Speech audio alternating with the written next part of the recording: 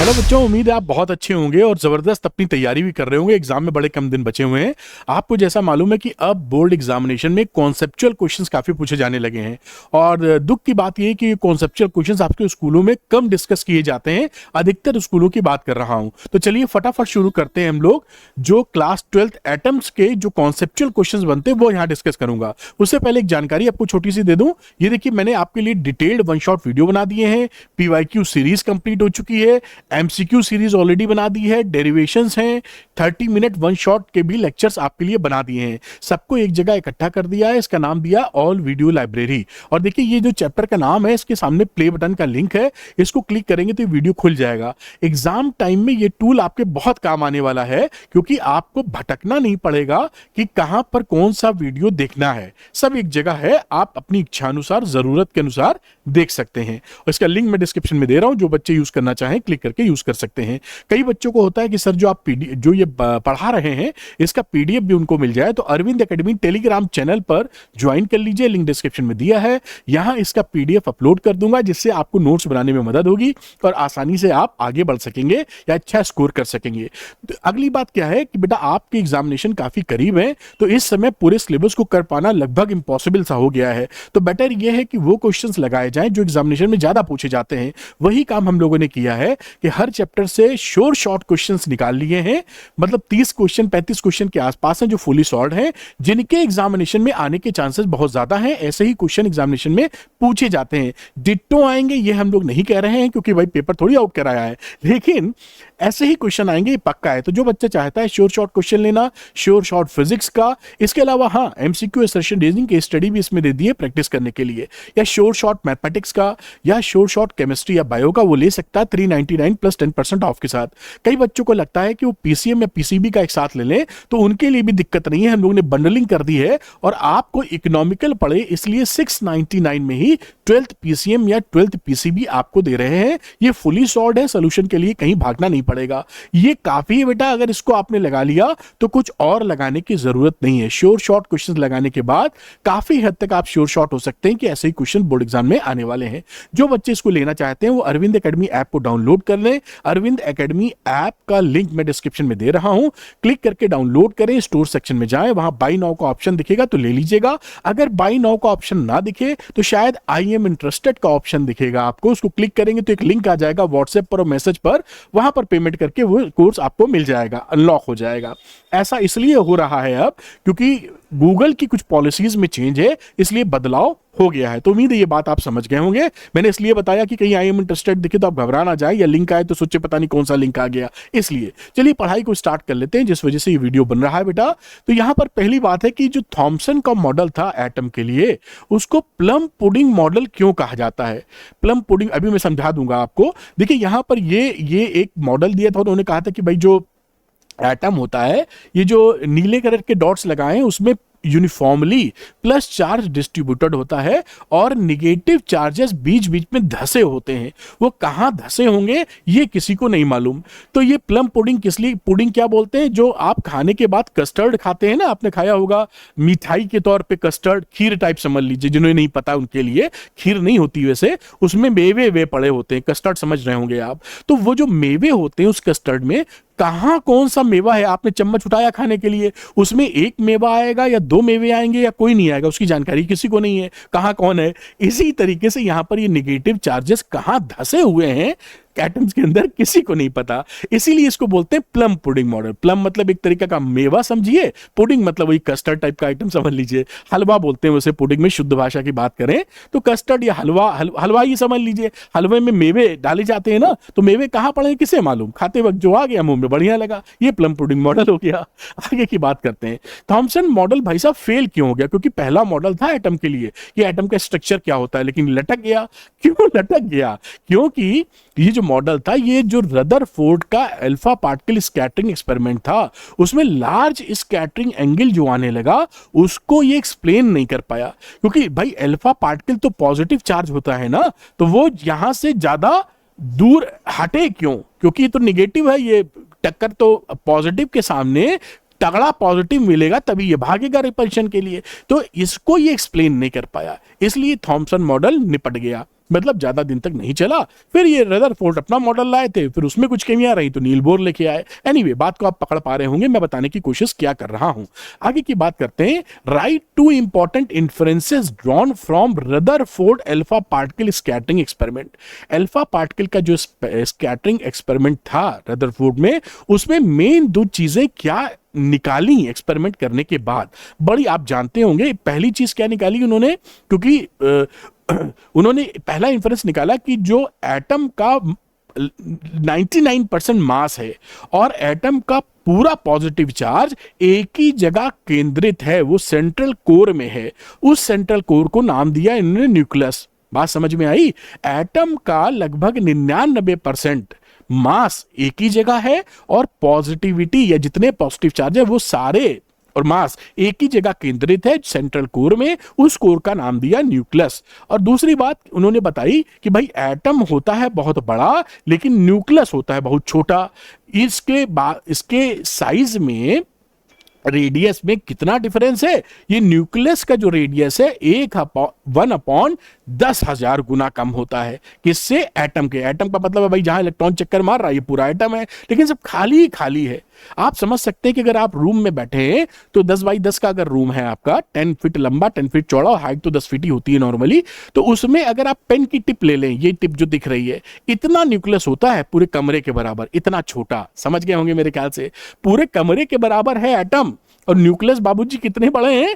इस पेन की टिप के बराबर। ये हालचाल था। ये दो रेफरेंसेस रदरफोर्ड ने निकाले। मेरे ख्याल से बात पकड़ने में आसानी रही होगी। मजेदार बातें हैं, प्यार से सीखिए, मजा आएगा। अगली बात देखते हैं। Why do we use a very thin gold foil in Rutherford alpha particle scattering experiment? अब देखिए, आपको याद होगा कि जो अल्फा पार्टिकल स्कैटरिंग एक्सपेरिमेंट हुआ था उसमें सोने की पन्नी लगाई थी रदरफोर्ड ने। गोल्ड फॉयल इंग्लिश में बोलते हैं, है ना। फॉयल समझते हैं ना, जैसे टिफिन में ले जाते हैं सुबह, पराठा मम्मी लपेट के देती है एल्युमिनियम फॉयल में, गर्म का गर्म रहे।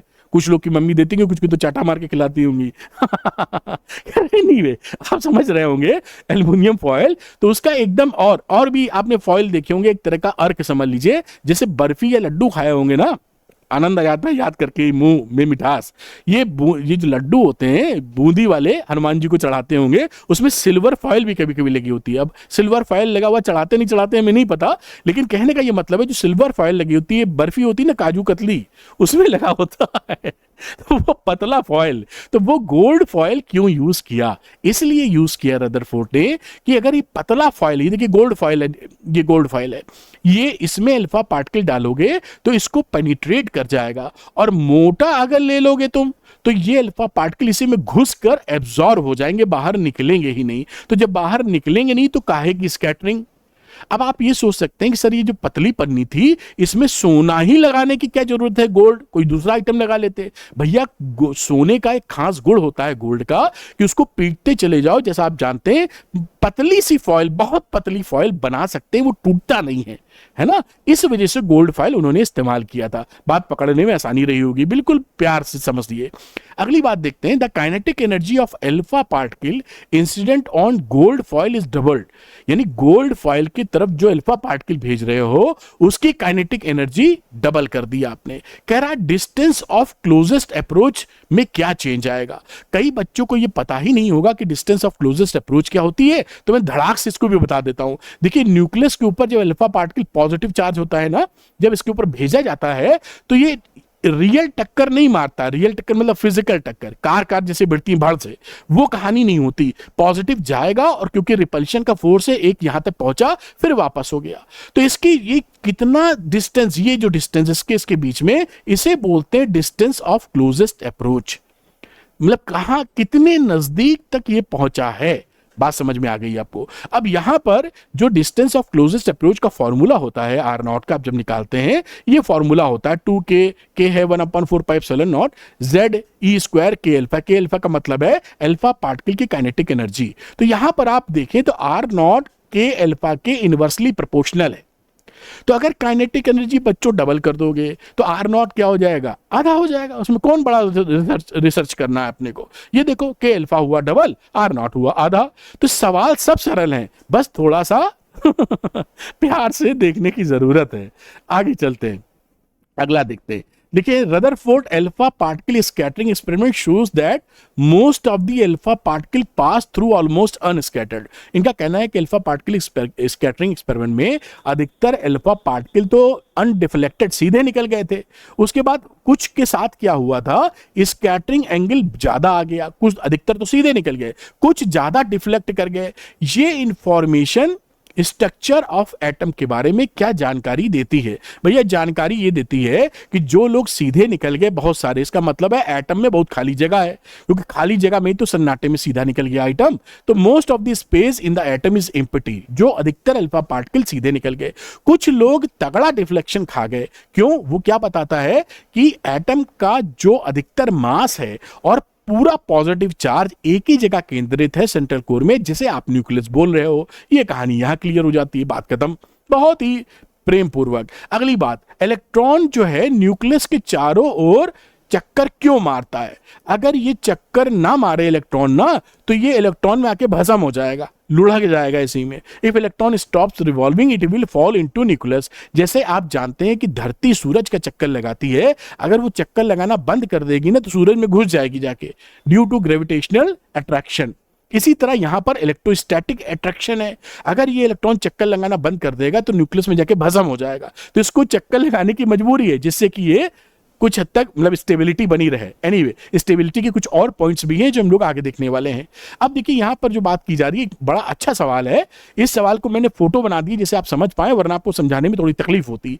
यहां पर लिखा हुआ है कि जो अल्फा पार्टिकल था, उसको अगर हम ये किसी एटम के पास न्यूक्लियस के भेज रहे हैं, तो उसका क्लोजेस्ट अप्रोच डी नॉट है, अभी जो जिक्र किया था।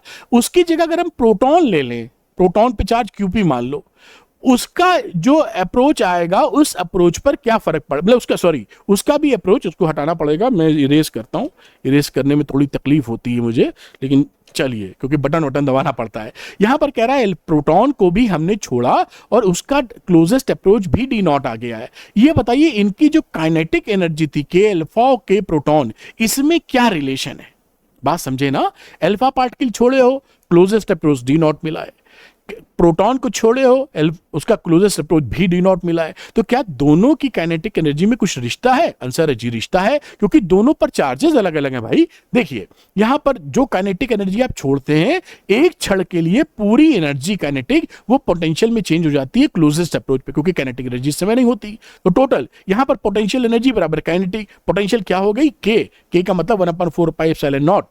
और ये रहा Ze Q1 Q2, ये अल्फा पार्टिकल पर प्रोटॉन का डबल चार्ज +2e, तो K Q1 Q2 upon R, ये हो गई पोटेंशियल एनर्जी। इसकी देखिए, यहां पर इसी स्थिति में पोटेंशियल काइनेटिक की जो बराबर होगी K Ze, ये होगा Q1, ये Q2, जो प्रोटॉन पर केवल +E अपॉन डी नॉट। और यहां पर आप साफ तौर पे देख रहे हैं कि Kp जो है इस वाले का, देखिए 2 है ना, यहां पे 2 नहीं है, तो इसका आधा है, K अल्फा अपॉन 2। ये रिलेशन है। ये बड़ा अच्छा क्वेश्चन है और मैंने कोशिश की है कि सरलता से आपको बता सकूं। कितना सफल हुआ हूं ये आप कमेंट करके मुझे बताइएगा। अगर आपको समझ में आ गया तो मिठाई बंटवानी पड़ेगी। चलिए आगे की बातचीत करते हैं। What is significance of the negative energy of the electron in the orbit? अब ये पूछ क्या रहे हैं भैया कि ये एक एटम है, न्यूक्लियस का चक्कर इलेक्ट्रॉन बाबूजी लगा रहे हैं। अब इनके पास आप जानते हैं कि जो एनर्जी होती है वो माइनस होती है। ये फॉर्मूला लिखा है मैंने, जिस भी ऑर्बिटल नंबर में चक्कर लगाते हैं is equal to -13.6 upon n² electron volt में एनर्जी होती है। कह रहे हैं ये माइनस साइन क्या बताता है? अरे माइनस साइन ये बताता है कि इसके पास टोटल एनर्जी निगेटिव है, मतलब ये बाउंड है न्यूक्लियस से। बाउंड होने का मतलब इसको छोड़कर नहीं जा सकता। एक तरीके से सोचें तो इस इलेक्ट्रॉन ने न्यूक्लियस से कर्जा ले लिया है। भाग नहीं सकता, कर्जा उतारो तब जाओ, ये सिचुएशन निगेटिव। तो अगर इसको भागना है तो जितनी निगेटिव एनर्जी टोटल है, कम से कम उतनी पॉजिटिव मिल जाएगी, तो उसकी टोटल एनर्जी 0 हो जाएगी, तब भाग सकता है, वरना बाउंड टू न्यूक्लियस है। बात समझ गए होंगे। तो निगेटिव एनर्जी क्या शो कर रहा है? ये शो कर रहा है कि इलेक्ट्रॉन है बाउंड टू न्यूक्लियस, वो इसको छोड़कर भाग नहीं सकता है। बहुत अच्छी बात। अगली बात देखते हैं, what are the stationary orbits? अब ये तो आप जानते हैं, फिर भी मैं अपने सरल शब्दों का प्रयोग करके आपको बताता हूं।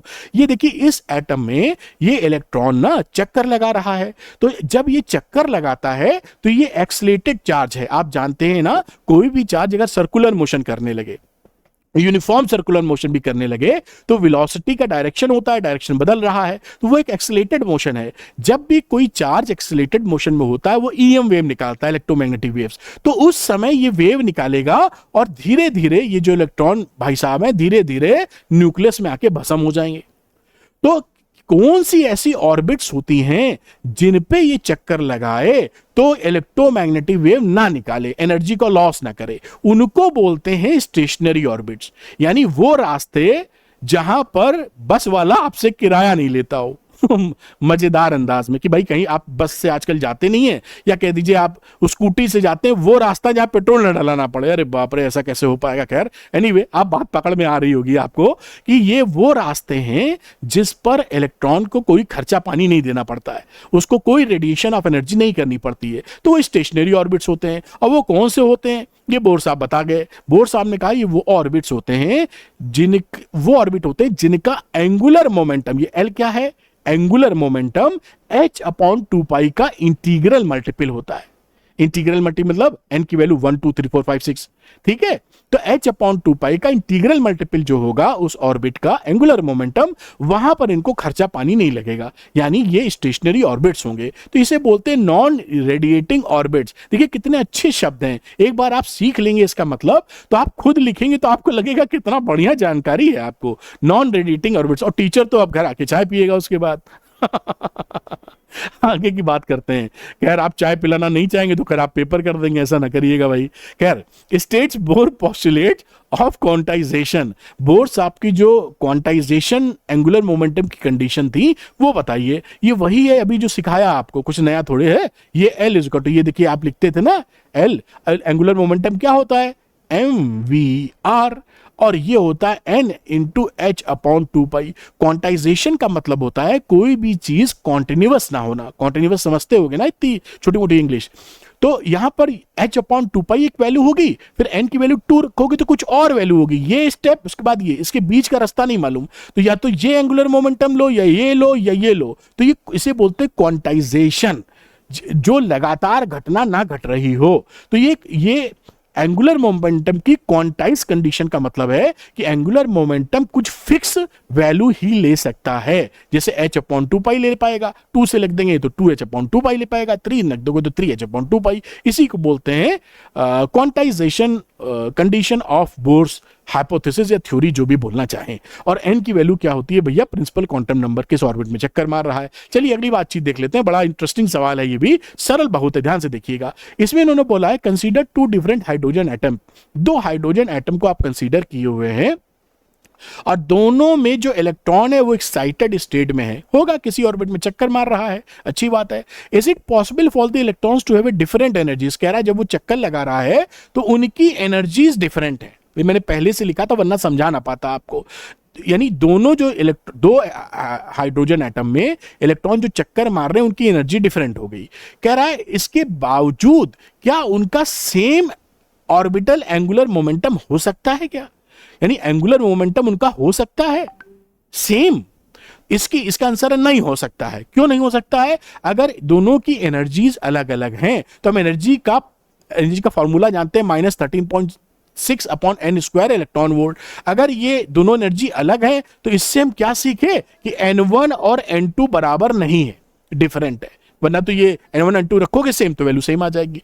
अगर n1 n2 अलग अलग है तो एंगुलर मोमेंटम क्या होता है nh/2, तो यहां n1 डालोगे या n2 डालोगे अलग अलग वैल्यू आ जाएगी। तो l और l' बराबर नहीं हो सकते, यही बात यहां लिखी है। नो, क्यों, मैंने समझाने की कोशिश की, यही बात यहां लिखी हुई है कि डिफरेंट एनर्जी है तो n1 n2 अलग हो जाएगा, और यहां n1 n2 की वैल्यू अलग अलग डालोगे तो l भी अलग अलग आएगा, यानी दोनों का एंगुलर मोमेंटम भिन्न होगा, डिफरेंट होगा। चलिए अगली बात, in a hydrogen atom if the electron is replaced by a particle which is 200 times heavier, अगर इलेक्ट्रॉन की जगह 200 गुना भारी आइटम बिठा दें इलेक्ट्रॉन की जगह, जिसके पास सेम चार्ज है इलेक्ट्रॉन के बराबर, तो रेडियस क्या होगी भाई साहब एटम की। ये देखिए फॉर्मूला होता है रेडियस ऑफ द एटम, जिस ऑर्बिट में चक्कर मार रहा है उससे रेडियस निकाल ली, n² h² वगैरह वगैरह। यहां अगर ध्यान से देखें तो ये मास ऑफ इलेक्ट्रॉन m आता है। अब इस इलेक्ट्रॉन की जगह चार्ज तो ही रखे हो, मास 200 गुना कर दियो, तो इससे क्या दिखा, R is inversely proportional to 1/m, ये m है ये R है, ठीक है। अब जब आप मास को कर दोगे 200 गुना भारी तो रेडियस हो जाएगी 200 गुना कम, बस R dash is equal to 1/200 into R naught, खेल खत्म हो गया। अब ऐसे क्वेश्चन आए, आप सोचोगे ऊपर से जा रहे हैं, रॉकेट है, रॉकेट कुछ नहीं है, आप मोहब्बत से पढ़े नहीं है। ये कॉन्सेप्चुअल क्वेश्चन खुद भी पढ़िए, अपने दोस्तों को भी शेयर कीजिए और कमाल कीजिए कि साहब क्या क्वेश्चंस आपके सामने लाए हैं, सीखने का कितना बढ़िया मौका मिल रहा है। आगे बात करते हैं, देखिए यहां पे लिखा हुआ find the ratio of energies of photon produce due to transition of electron of the hydrogen from atoms from second permitted energy level to the first. कह रहा है कि एक हाइड्रोजन एटम में, ये पहली कहानी है कि सेकंड एनर्जी परमिटेड लेवल से पहली लेवल में जब इलेक्ट्रॉन, आपको मालूम है हाइड्रोजन में जब कोई इलेक्ट्रॉन किसी ऑर्बिट से घूम के लोअर ऑर्बिट पे आता है इलेक्ट्रॉन, तो वो एक रेडिएशन छोड़ देता है। इसी की कहानी कह रहे हैं, सेकंड से पहले में आएगा तो वो कुछ फोटोन छोड़ रहा है, और उस समय लिख रहा है highest permitted energy level. Highest permitted का मतलब क्या होता है कि वो अभी दिखाएंगे इंफिनिटी से आ रहा है, तो फर्स्ट परमिटेड लेवल में इंफिनिटी से पहले में आएगा तो हाईएस्ट एनर्जी लेवल। दोनों का रेशियो बताओ, ये देखिए। तो ये देखिए एनर्जी का फॉर्मूला होता है hν/c/λ, और 1/λ की वैल्यू रखोगे तो r करके आती है, रेडबर्ग कांस्टेंट है SCR 1/n, f का मतलब फाइनल, i का मतलब इनिशियल। किताबों में n1 n2 भी लिखा होता है, n1 n2 से कंफ्यूजन होता है, i और f लिख दो तो इनिशियल फाइनल याद रहता है, इनिशियल यहां था फाइनल यहां है। 1/nf² - 1/ni²। अब दोनों का ये देखिए 2 से 1 में जा रहा है, पहले सवाल में बोला है ना सेकंड से 1 में, तो यहां सेकंड से भैया 1 लगा दो, और यहां हाईएस्ट एनर्जी लेवल कहां से होगी, इंफिनिटी से 1 में, तो ये इंफिनिटी से 1, इसको ये देखो ऐसे दोनों SCR कट गए, और इसको सॉल्व करोगे 1 - 1/4 नीचे आ जाएगा 1 का स्क्वायर 0 होता है, ये आपको पता ही है, 3/4 आंसर आ गया। ये जो मैं क्वेश्चंस बता रहा हूं बोर्ड में तो टॉप कर ही जाएंगे आप, अरे आगे जो देने वाले हैं नीट या जेई उसमें भी देखिए बुद्धि खोल देगा आपको, एकदम यही सब आता है, कोई आसमान से थोड़ी चलना है। अगली बात, explain why the spectrum of hydrogen atom has many lines. जो हाइड्रोजन का स्पेक्ट्रम होता है उसमें कई सारी लाइनें मिलती हैं, जबकि कह रहा है कि हाइड्रोजन एटम में तो केवल एक इलेक्ट्रॉन होता है। तो ये लाइनें क्यों मिल रही हैं, ऐसी लाइनें मिलती हैं इसलिए मिलती है बेटा कि हाइड्रोजन एटम में बहुत सारे एटम होते हैं, भाई एक ही एटम थोड़े, बिलियंस ऑफ एटम्स हैं, उसमें जो इलेक्ट्रॉन है हर एटम में जरूरी नहीं है कि इलेक्ट्रॉन एक ही ऑर्बिट में चक्कर लगा रहा हो, कोई किसी एनर्जी स्टेट में, कोई किसी एनर्जी स्टेट में। तो जब उनका ट्रांजिशन होता है किसी एनर्जी स्टेट से दूसरी एनर्जी स्टेट में, तो कॉन्टिन्यूअस लाइन मिल जाती है आपको, क्योंकि बहुत सारे एटम हैं, बहुत सारे ट्रांजिशन हो रहे हैं। ये आपको this gives rise to a large number of spectral lines, जो कि लाइंस मिल जाती हैं। उम्मीद करता हूं कि जबरदस्त तरीके से वीडियो आपको फायदा पहुंचाया होगा। अरविंद एकेडमी चैनल को सब्सक्राइब करना मत भूलिए, टॉप क्वालिटी कंटेंट के लिए और फिजिक्स आसान भाषा के लिए डिस्क्रिप्शन में कुछ लिंक है आपके लिए, उसका इस्तेमाल कीजिएगा, आपके रिजल्ट में 4 चांद लग जाएंगे। Thank you very much, wish you all the best.